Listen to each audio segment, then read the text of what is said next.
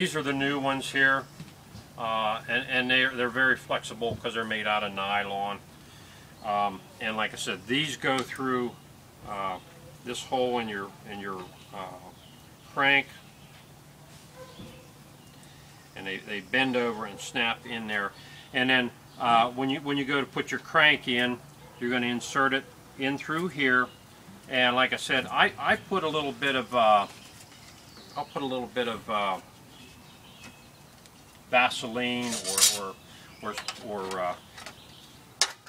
wheel bearing grease or whatever, just to give it a little bit of, where it'll slide in there. But once I put it through here, I get my nylon glide in like so, and it'll slide right in the track here, okay?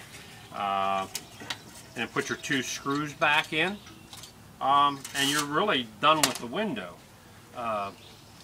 One of the other things, these cranks always go bad. They're always stripped, and I can see this one, they had like pot metal gears in them, so they don't last very long. Vintage also sells new cranks. This is a replacement for that. The hole, it's a little bit different, but the holes from center to center are the same. It's really a pretty, not a direct replacement. If you have to put a new crank in, people, are always wondering, well, what do I do? Just take your old crank, and I actually have a crank pattern here that I use. You can pretty much get it lined up like so. Find out where your hole is in the center here. That gives me a pattern for this crank here, so I can do the same thing with this one. Figure out where my hole has to be, and it doesn't have to be an exact location, but pretty close. But what I do is then I'll mark that center of that hole, and take a drill bit and find the right size that you're so that this is going to fit in here. Okay, if you get too small, that nylon glide's not going to fit. So find the right size you need for the crank. This is pretty close. And then what I do is I drill this first before I do anything.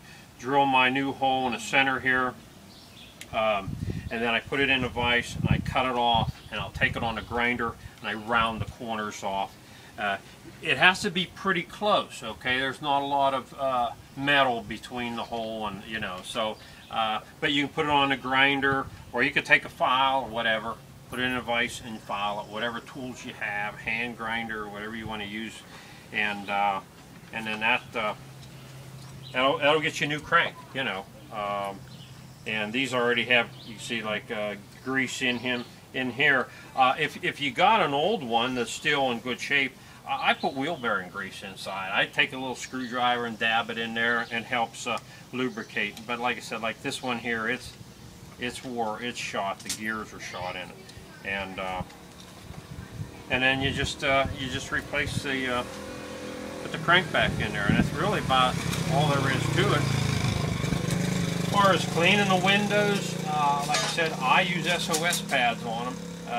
If you want to get this real heavy stuff off, it's just time consuming.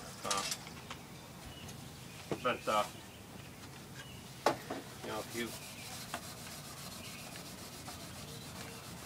if it's labor intensive. Shiny already? What's that? It looks shinier already. Yeah. That one's not very corroded. Shined them up pretty nice, and but you can see it's corroded there, and the only way you're going to get that out is to sand it. You could take some 220 paper. You can start out even with a little coarser.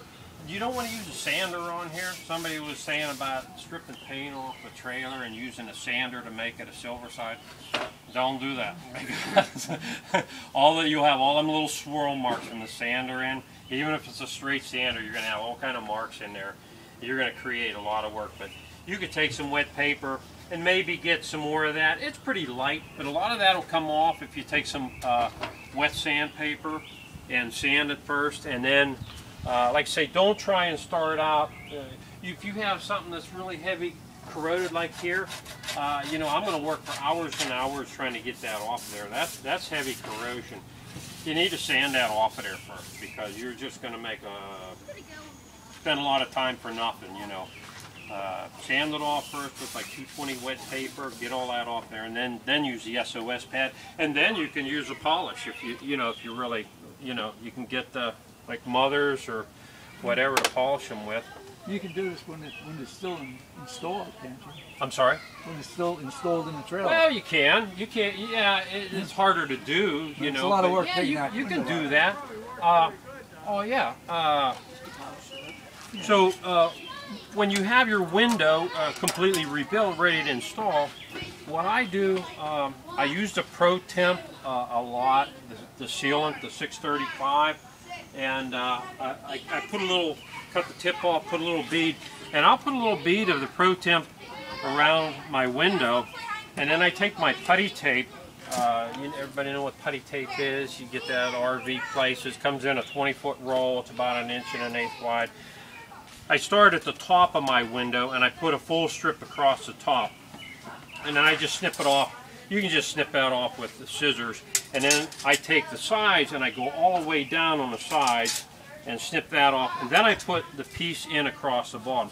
Reason I do that is if I didn't, I like to go completely across so there's no seam for water to go down in. It just makes a seam all the way across the top, because water is going to run down that way.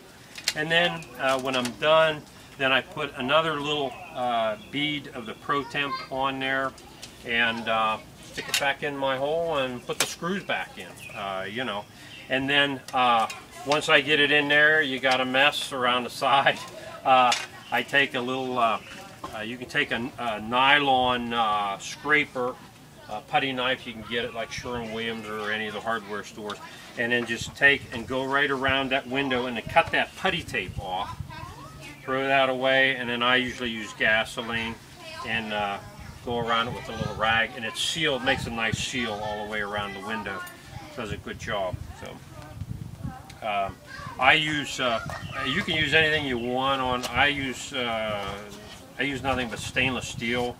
That's generally what I use, is a number 8 1/4-inch drive slotted hex head. I use a driver, and it just it goes in. And aluminum get together okay?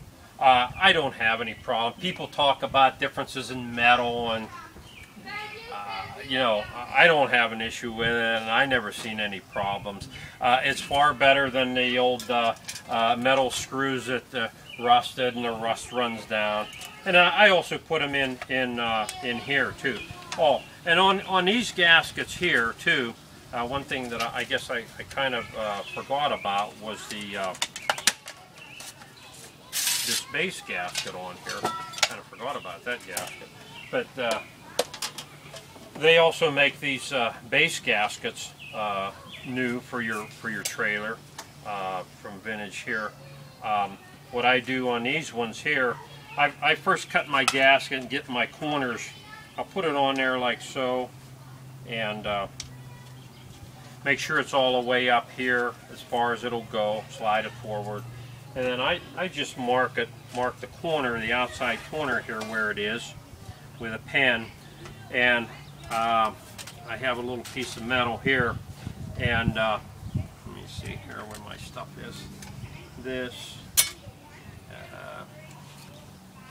What I do is I mark where my outside corner is, okay, and then I'll take this. I kind of use this as a little bit of a, like for a 90-degree, and then I will actually cut this. I don't cut the gasket completely in half. If you notice, the original ones, they were still. What I do is just kind of cut 45 out of there to make a new joint. You could put some silicone, some black silicone in there to really make it seal really good if you want. You know, then I put it back on, and I do the same thing for the other corner. Go right around here like that now. And then once I get around